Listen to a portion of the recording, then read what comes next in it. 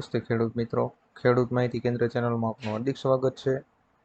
જો ખેડૂત મિત્રો આપ અમારી ચેનલ પર પહેલી જ વાર હો તો ખેડૂત માહિતી કેન્દ્ર ચેનલને સબસ્ક્રાઇબ કરો, શેર કરો અને લાઇક કરો કે આપ સુધી મારા વિડીયો પહોંચતા રહે। ખેડૂત મિત્રો આજે આપણે જોવાના છીએ આજના સૌથી મોટા ખેડૂત સમાચાર। સાવરકુંડલા યાર્ડમાં સફેદ તલ અને કાળા તલની હરાજી કરવામાં આવી હતી। સફેદ તલનો ભાવ 2600 રૂપિયાથી લઈને 2800 રૂપિયા સુધી નોંધાયો હતો। માર્કેટ યાર્ડમાં તલ કાળા તલનો ભાવ 2570 રૂપિયા થી લઈને 2670 રૂપિયા સુધીના બોલાયા હતા। યાર્ડમાં 28 મણ તલની આવક થઈ હતી। સાવરકુંડલા યાર્ડમાં લોકવન ઘઉં અને ટુકડા ઘઉંની હરાજી કરવામાં આવી હતી। લોકવન ઘઉંનો ભાવ 435 રૂપિયાથી લઈને 549 રૂપિયા સુધીનો બોલાયો હતો, જ્યારે ટુકડા ઘઉંનો ભાવ 450 રૂપિયાથી લઈને 602 રૂપિયા સુધીનો નોંધાયો હતો। માર્કેટ યાર્ડમાં 4175 મણ ઘઉંની આવક થઈ હતી। અંબાલાલ પટેલની નવી આગાહી। ગુજરાતમાં વરસાદી માહોલ વચ્ચે હવામાન નિષ્ણાત અંબાલાલ પટેલની નવી આગાહી સામે આવી છે। તે મુજબ 9 સપ્ટેમ્બર સુધી રાજ્યમાં વરસાદ રહેશે। આ સિવાય 11 થી 22 સપ્ટેમ્બર દરમિયાન વરસાદની વધારે સંભાવના છે। આ દરમિયાન પંચમહાલ, મહેસાણા અને બનાસકાંઠામાં ભારે વરસાદ પડી શકે છે, તેમજ મધ્ય ગુજરાતમાં છૂટો છવાયો વરસાદ આવી શકે છે, તો અમદાવાદ અને ગાંધીનગરમાં હળવાથી ભારે તેમજ પૂર્વ ગુજરાતના વિસ્તારોમાં સામાન્ય વરસાદી ઝાપટા પણ થઈ શકે છે। હવામાન વિભાગની આગાહી। રાજ્યમાં માથે હાલમાં 3 સિસ્ટમ સક્રિય થઈ છે। હવામાન વિભાગની આગાહી અનુસાર રાજ્યમાં અનેક જિલ્લાઓમાં એલર્ટ આપવામાં આવ્યા છે। ખાસ કરીને પાટણ અને બનાસકાંઠામાં ઓરેન્જ એલર્ટ આપવામાં આવ્યું છે। આગામી 24 કલાક માટે આ 2 જિલ્લાઓમાં ભારે એલર્ટ આપવામાં આવ્યું છે। આ સિવાય 2 કેન્દ્રશાસિત પ્રદેશ સહિત 14 જિલ્લાઓમાં યલો એલર્ટ પણ જારી કરવામાં આવ્યું છે।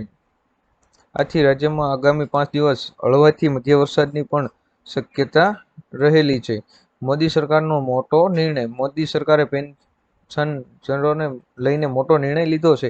હવે દેશના કોઈપણ ભાગમાં રહેતા પેન્શન ધારકોને પેન્શન માટે વધુ ભટકવું નહીં પડે। શ્રમ મંત્રી મનસુખ માંડવિયાએ જણાવ્યું કે ઈપીએફઓની પેન્શન યોજના હેઠળ આવરી લેવામાં આવેલા પેન્શનરો જાન્યુઆરીથી કોઈપણ બેંક અથવા તેની શાખામાંથી પેન્શન લઈ શકશે।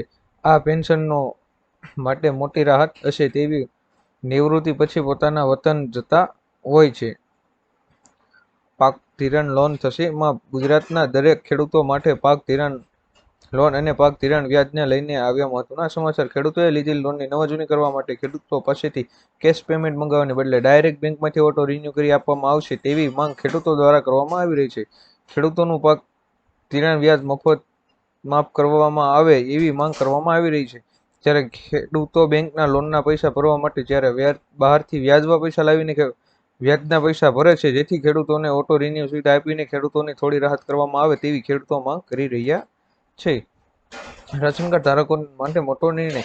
ગુજરાતમાં 72 લાખ નેશનલ ફૂડ સેફ્ટી એન્ડના કાર્ડ ધારકોને એટલે કે રેશન કાર્ડ ધારકોને જો રાજ્ય સરકારના સસ્તા અનાજનો લાભ મેળવવો છે, તો ઘણીવાર સસ્તા અનાજની દુકાનોમાંથી અનાજ ચોરી અને ગેરરીતિ જેવી ઘટનાઓ સામે આવી રહી છે, જેને અટકાવવા માટે રાજ્ય સરકાર દ્વારા એક મહત્વનો નિર્ણય લેવામાં આવ્યો છે। રાજ્ય સરકારના આ નિર્ણયમાં હવે ફક્ત લાયસન્સ ધરાવતા દુકાનદારો જ સસ્તા અનાજની દુકાન ચલાવી શકશે।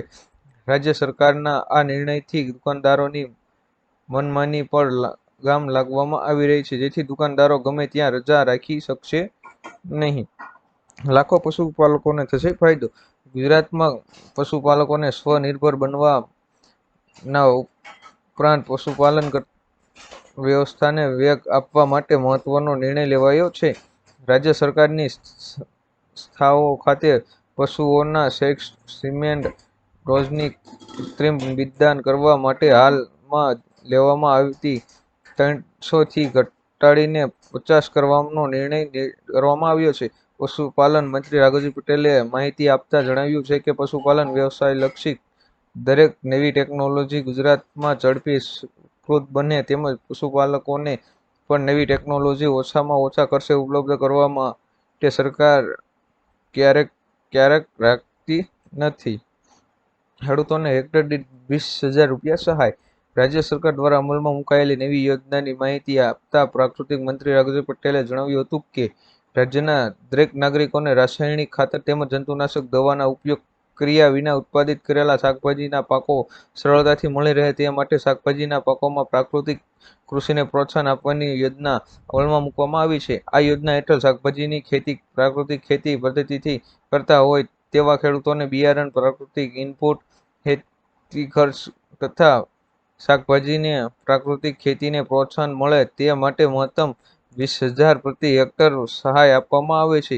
આ યોજના અમલીકરણ માટે રાજ્ય સરકાર દ્વારા અંદાજપત્રમાં 1,000 લાખની સહાય ફાળવવામાં આવી છે. શૌચાલય બનાવવા 12,000 સહાય. ભારતને સ્વચ્છ બનાવવા માટે સરકાર મફત શૌચાલય યોજના શરૂ કરવામાં આવી છે. જ્યારે આ યોજના હેઠળ દેશના લગભગ 11 કરોડ ઘરોમાં શૌચાલય બનાવવામાં આવશે. અગાઉ આ યોજના હેઠળ 10,000 રૂપિયાની સહાય આપવામાં આવતી હતી, જે બાદ હવે 12,000 કરવામાં આવી છે. મફત શૌચાલય યોજના 2024 માટેની અરજીઓ ગ્રામ્ય અને શહેરી વિસ્તાર બંને માટે શરૂ થઈ ગઈ છે. જો તમે પણ આ યોજનાનો લાભ લેવા માંગતા હોવ તો તમારા ઘરમાં પહેલાથી જ શૌચાલય હોવું ન જોઈએ. પેટ્રોલ અને ડીઝલ થશે સસ્તું. આંતરરાષ્ટ્રીય બજારમાં ક્રૂડ ઓઇલની કિંમત પ્રતિ બેરલ $70થી નીચે આવીને $69.68 પ્રતિ બેરલ પર ટ્રેડ થઈ રહ્યું છે. ડિસેમ્બર 2023 પછી છેલ્લા 9 મહિનામાં ક્રૂડ ઓઇલના ભાવનું આ સૌથી નીચું સ્તર છે. જોકે કાચા તેલની કિંમતોમાં આ ઘટાડો લાંબા સમય સુધી ચાલુ રહે તો સરકાર પેટ્રોલ અને ડીઝલના ભાવમાં ઘટાડો કરી શકે છે. પેટ્રોલ અને ડીઝલના ભાવમાં ઘટાડો મોંઘવારીનો સામનો કરવામાં મદદ કરી શકે છે. ખેડૂત મિત્રો, અવનવા વિડીયો જોવા માટે અમારી ચેનલ ખેડૂત માહિતી કેન્દ્ર ચેનલને સબસ્ક્રાઇબ કરો, શેર કરો અને લાઇક કરો કે આપ સુધી મારા અવનવા વિડીયો પહોંચતા રહે.